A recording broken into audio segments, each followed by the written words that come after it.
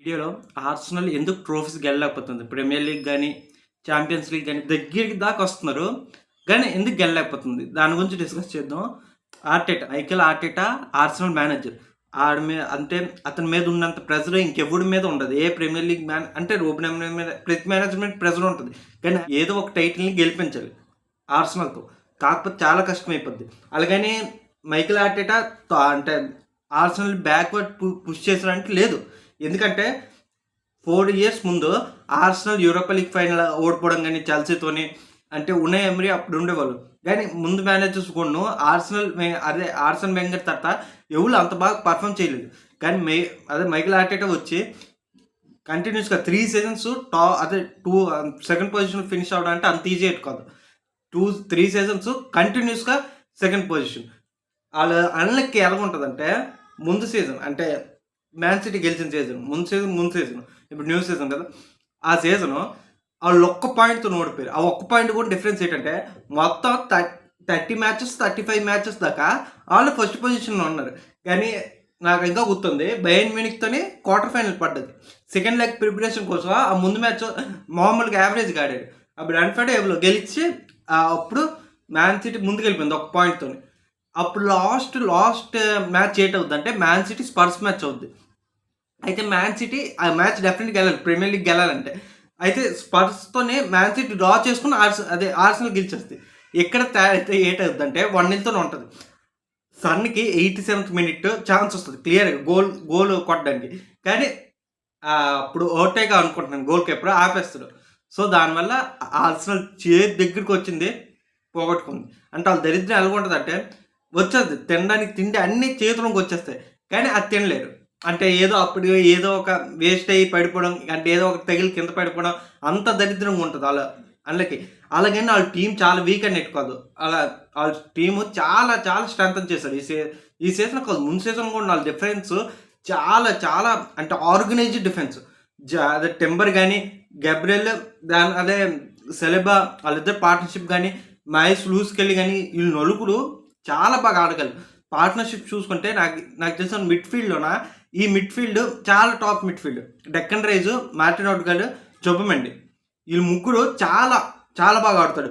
Deccan rise ఫ్రంట్కి వెళ్ళగలరు, Martin ఓడిగార్డ్ని Tony క్రూస్ లాగా game టెంపోని dictate చేయగలరు. జొబమెండి ట్యాకిల్స్ వన్ అవ్వగలరు. ఈ మిడ్ఫీల్డ్ చూసిన తర్వాత నాకు అంటే చాలా భయం వేస్తుంది. ఎందుకంటే ఈ మిడ్ఫీల్డ్లో అన్ని ఇంగ్రీడియంట్స్ ఉన్నాయి టాప్లోకి వెళ్ళడానికి. కానీ అంటే వీక్నెస్ ఎయిట్ వల్ల ముందు సీజన్ గెలలేకపోయారో కొంచెం డిస్కస్ చేద్దాం. ఫస్ట్ సీజన్ స్ట్రైకర్ అంటే గోల్స్ క్రియేట్ చేస్తాడు కానీ కొట్టేవాడు ఉండేవాడు కాదు, కాయ్ హావర్ట్స్ ఉండేవాడు. కానీ ఈ సీజన్ విక్టర్ గోల్డ్కేస్ కొన్నారు కాబట్టి అది మ్యాక్సిమం ఇష్యూ సాల్వ్ అయిపోయినట్లే. కానీ ముందు సీజన్ ఏంటి అయ్యేదంటే కాయ్ హావర్ట్స్ ఉండేవాడు. హావర్ట్స్ అంటే గోల్ స్కోరింగ్ కొట్టేవాడు కాదు, అతను ఏంటంటే ప్లే మేకర్. అంటే బాక్స్ టు బాక్స్ స్ట్రైకర్ కాదు, అంటే మీకు బాల్ అడ్రస్ కొడతాడు, గోల్స్ కొడతాడు, కానీ ప్లే మేకింగ్లో ఎక్కువ ఇన్వాల్వ్ అవుతాడు. కానీ విక్టర్ గోల్డ్కేస్ అలా కాదు, ప్లే మేకింగ్ కాదు. మీరు బాల్ అంటే సాకా నుంచి కానీ ఆర్డినరీ రైట్ ఫ్లాగ్ నుంచి కానీ వస్తే డెఫినెట్ గోల్స్ కొడతాడు. అది తేడా విక్టర్ గోల్డ్కేస్కి కాయ్ హావర్ట్స్కి చాలా తేడా ఉంటుంది. ఇంకోటి ఏంటంటే ఇంజరీస్. ఇక్కడ మీరు బాగా గుర్తుపెట్టుకోవాల్సింది ఏంటంటే ఇప్పుడైతే సాకాకి బ్యాకప్ ఉంది. ఎవరంటే నెవెరీ ఎవరో 16 years 17 years ఓల్డ్, అది 18 years ఓల్డ్ వెంగర్ ఉన్నాడు. అతను ఇంకా నానే మడ్వే కూడా కొన్నాడు, చెల్సీ ప్లేయరు. అతను కూడా చాలా మంచి ప్లేయరే, కానీ అంటే అవుట్పుట్ అంత బాగా ఎవరైనా సాకాకి ఇంజరీ ఏంటంటే అంటే వాళ్ళ పిల్లలు ఒకటి కోల్పోయినట్లే. ముందు సీజన్ గెలవలేకపోవడానికి main reason Saka Rice correct టైంలో ఓడిగాడి ఇంజరీస్ అవ్వడం వల్ల. సో ఇంజరీస్ అనేవి చాలా మేజర్ ప్రాబ్లమ్స్. అవి అయితే మాత్రం చాలా కష్టమైపోద్ది. కానీ ఈ సీజన్ వాళ్ళు బ్యాకప్ కొన్నారండి. టీమ్ ప్లేయింగ్ లెవెన్ ఇలా ఉంటుంది.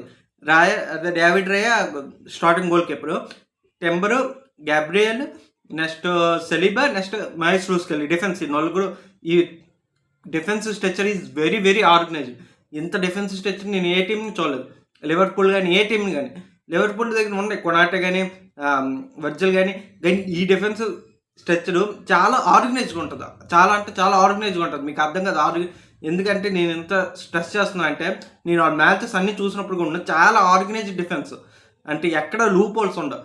తర్వాత మిడ్ఫీల్డ్ ఓడిగాడు, రైస్, జొబ్మెండి. నెక్స్ట్ వింగర్స్ రూమ్కి వచ్చేస్తే సాకా, మార్టినెల్లి అండ్ విక్టర్ గ్రోక్రెస్ సెంటర్లో. అయితే ఇక్కడ నాకు అనిపిస్తుంది ఏంటంటే మ్యాక్స్ డోమన్ అని 15 year old 16 year old arsenal under 16 ఆడతారు, అండర్ 18s ఆడారు, ప్రీ సీజన్ కూడా ఆడారు. ఆ ప్లేయర్ని స్లోగా ఇంటర్గ్రేట్ చేయాలి, అదే అంటే స్లోగా టీంలోకి తీసుకోవాలి. ఎందుకంటే అతను చాలా టాలెంటెడ్, ఈ టీంలో చాలా పర్ఫెక్ట్గా మిడ్ఫీల్డ్ సెట్ అవుతుంది. అలాగని ప్రతి మ్యాచ్ ఇచ్చేయాల్సింది. మెయిన్ మ్యాచెస్ అంటే క్యారబో కప్ మ్యాచెస్ కట్టుగా ఆ మ్యాచెస్ ఛాన్స్ ఇవ్వాలి. అతను కూడా అవన్నీ వాళ్ళు ప్రీమియర్ లీగ్ ఎందుకు వెళ్ళలేదు ముందు సీజన్ చెప్పిన, వాళ్ళు 3 seasons 2లో అదే టాప్ 2 అండి, సెకండ్ పొజిషనే. 3 seasons consecutive second position.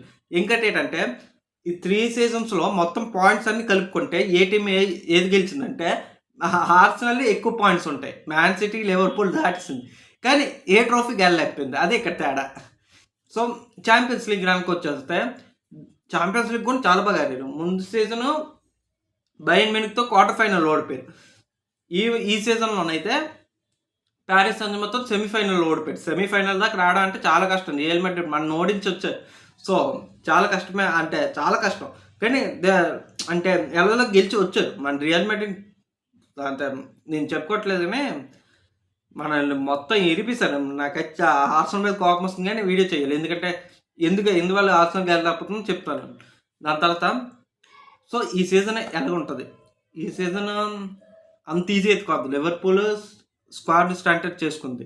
Next man city కూడా చాలా డెట్కి వస్తుంది. ఇంకోటి ఏంటంటే చెల్సీని కూడా అదే చాలా స్ట్రెంగ్త్గా ఉంది. సో 3 hours 4 hours డేస్ ఈసారి ప్రీమియర్ లీగ్.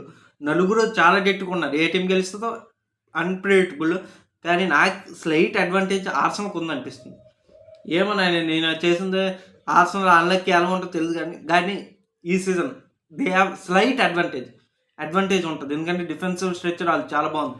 అలాగని లెఫ్ట్ వింగ్ రైట్ వింగ్లోన మార్టినెల్లిని వదిలిపెట్టి అంటే డౌన్ టు డౌన్ ఆ ప్లేన్ కొనాలి. ఎవరంటే రొడ్రిగో మన రొడ్రిగోని కానీ రియల్ మాడ్రిడ్ రొడ్రిగోని కానీ ఎజే కూడా పనికొస్తాడు. ఎజే కూడా బాగానే ఉంటుంది. ఇంకా ఎవరు ఉన్నారు, ఇంకా ఆప్షన్స్ కూడా లేవు ట్రాన్స్ఫర్ మార్కెట్లో. సో స్క్వాడ్ బాగుంది. ఇంజరీస్ అవ్వకుండా ఉంటే దిస్ స్క్వాడ్ అంటే ఈ ప్లేయర్స్ ప్రీమియర్ లీగ్ టైటిల్ని గెలిపించవచ్చు. 13 seasons నుంచి గెలవట్లేదు కదా, ఈ సీజన్ గెలవచ్చు. 20 years నుంచి ఈ సీజన్ గెలిచే ఛాన్స్ ఉంది.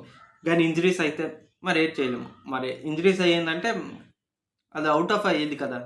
సో మ్యాక్సిమం గెలవచ్చు, కానీ నేను కన్ఫర్మ్ చెప్పొచ్చు. కానీ వీళ్ళకే 8 అడ్వాంటేజ్ ఉన్నాయి. 75% నేను వీళ్ళకే ఇస్తున్నాను.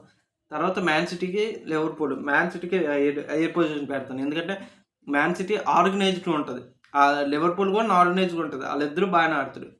75% వీళ్ళకి ఇవ్వకూడదు, ఏదో 30%, 25% వాళ్ళకి ఇచ్చి మిగిలిన పర్సెంటేజ్ చెల్సీకి ఇవ్వాలి. వీళ్ళు నలుగురులో ఎవరో ఒకరు ప్రీమియర్ లీగ్ గెలుస్తారు, అది మాత్రం పక్క. సో అందుగురించి చెప్పాను ఈ వీడియోలో.